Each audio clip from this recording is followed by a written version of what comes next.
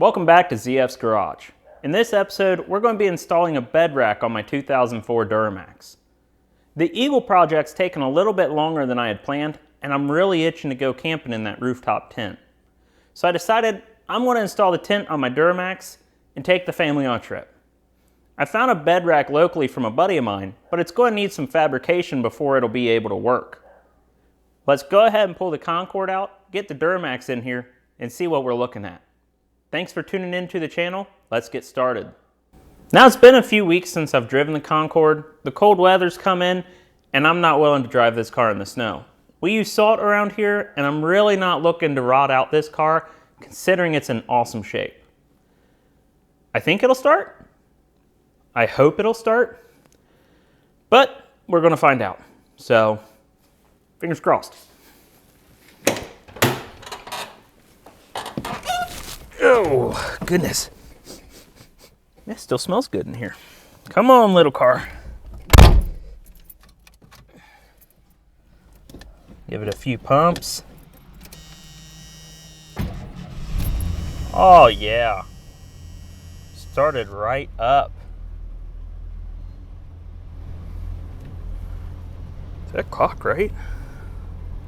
Goodness, it is. It's later than I thought.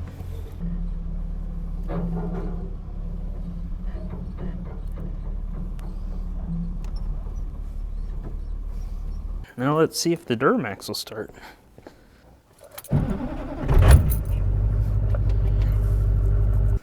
Now this is the first time I've had this truck on the channel, but if you follow ZF's Garage on Facebook, you've seen the truck before. About a year ago, I got the truck on trade. The transmission had cracked the tail housing about 6 years ago, and the previous owner had it welded back together, but unfortunately never got around to getting the tail housing back on the transmission. When I got the truck home, I had to get the transmission back together, mount up the transfer case, put the drive line back in, as well as do new fuel lines, new brake lines, new batteries, and just overall once-over of the truck. It was a construction truck, so I spent a lot of hours inside the cab cleaning it up as well from all the dirt. Now, the truck's been running pretty good, but in the last year, I've only put 5,000 miles on it. Within 2,000 miles, that tail housing cracked out again. And I had a friend of mine patch it up again, but unfortunately, it didn't last that time either. So I did a lot of waiting and looking around, and I actually found a tail housing down in Texas. Spent way more money than I would have liked to on it, waited way longer than I wanted to for it, but it's in the truck now, and it seems to be holding together pretty well. Now that we've got the truck in here, we got the tonneau cover off, let's get a look at these bed rails.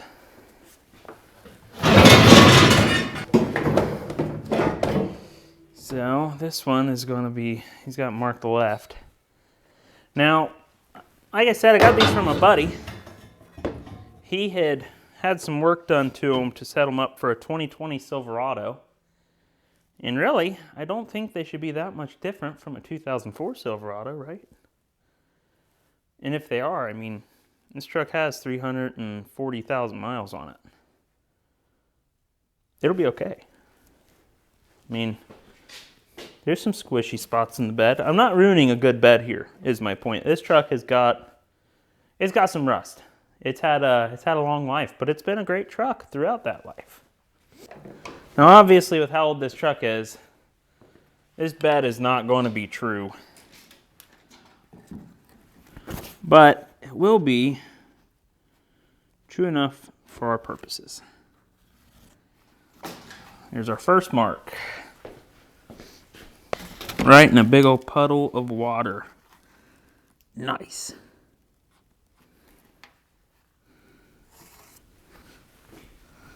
Luckily, this gold Sharpie will mark through just about anything.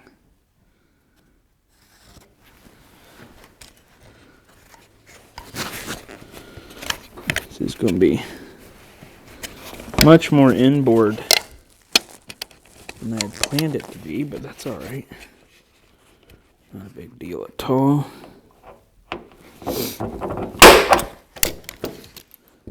Here's our center point. And 35. It's going to be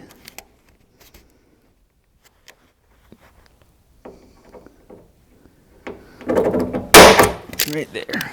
Double check real quick. 32 and 35. Good deal. And this one is right where they intersect. Perfect. There's one.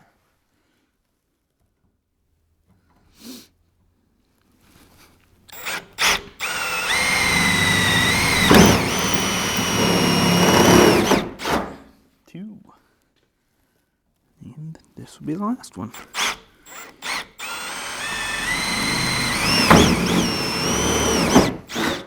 There we go. See if we got those lined up well or not. Real quick.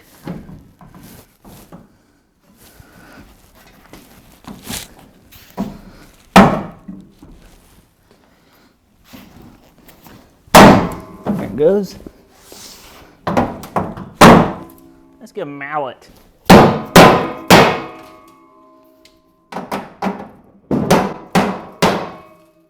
guess it wasn't quite a 3/8 drill bit. I mean, that was pretty close.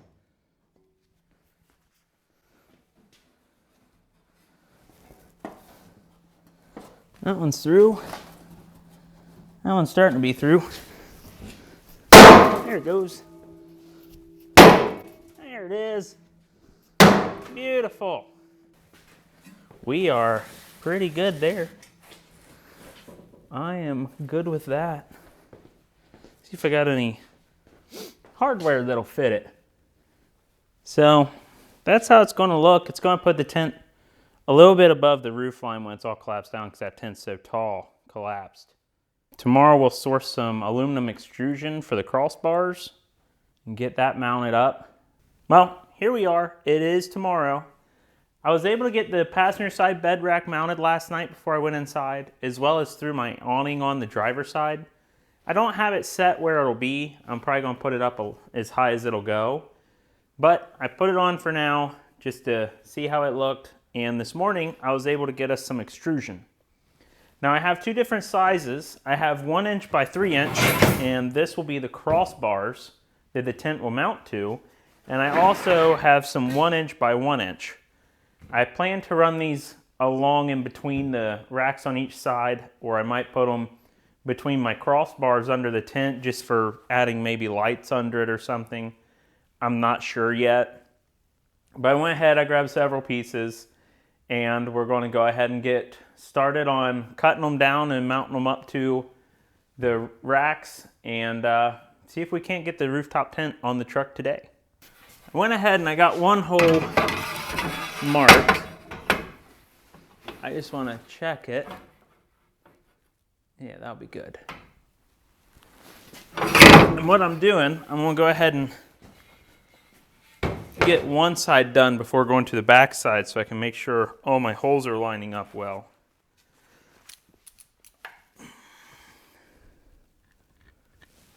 Get a little bit of lube on the tap.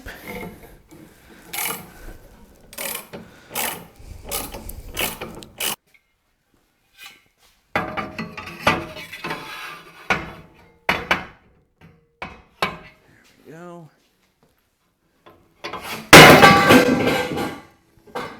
Oh. Oops.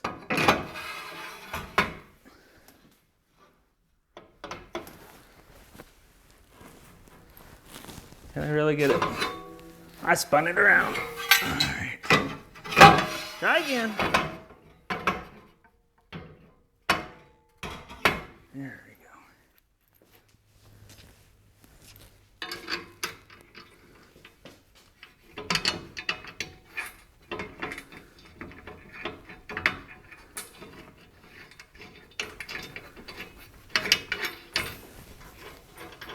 And I think when I'm done, I'm going to come back through them with my portaband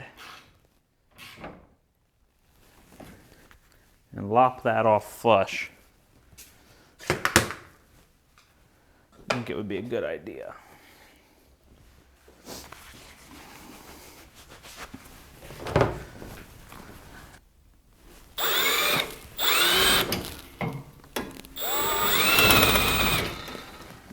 Got our center hole. Go ahead and drill it and tap it.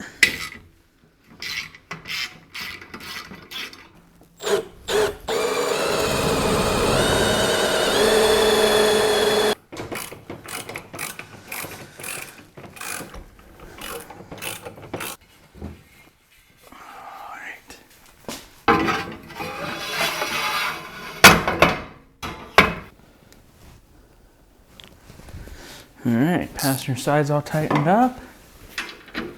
Get the driver's side done. And our first crossbar will be complete.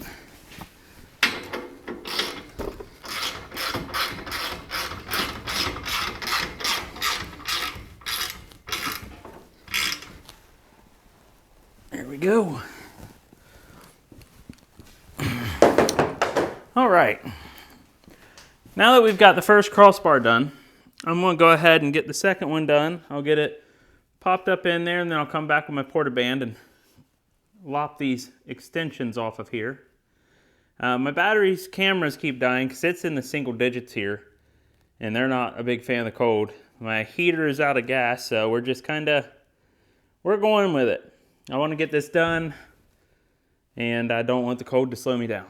So hopefully we'll get some fuel for the heater tomorrow. But for now, get those crossbars done and see if we can't get that tent moved over here. So I'm going to shut the camera off and keep cracking at. I'll check in with you guys here in a few minutes.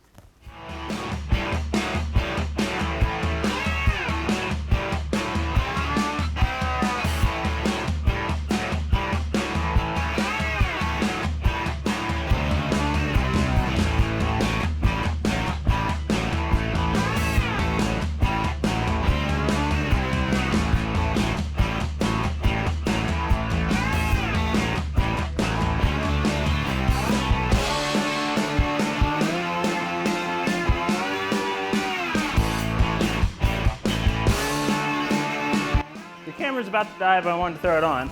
This is how I'm moving my tent from one to the other. I have a piece of that extrusion across and have just been kind of teeter-tottering it across here. And it's actually working a lot better than I thought it was going to. I was actually really scared I was going to drop it.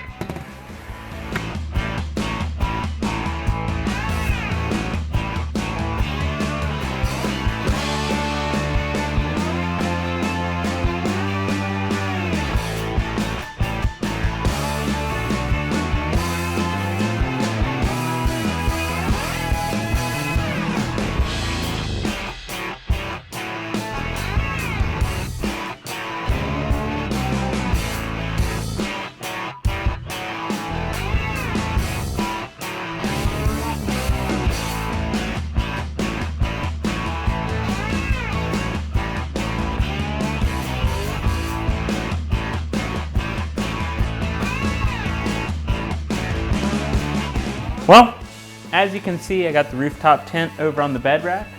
I went ahead and put the canopy on the passenger side. I didn't feel like flipping around the tent and kind of thought about it. I'd rather be able to get into the driver's side of my truck from the tent quicker than the passenger side. So I went ahead, left it the way it is. The tent will open and go that direction. Canopy will be on this side. Everything's tight, it's secure, it's not going anywhere. So now what's left is to take it and test it out.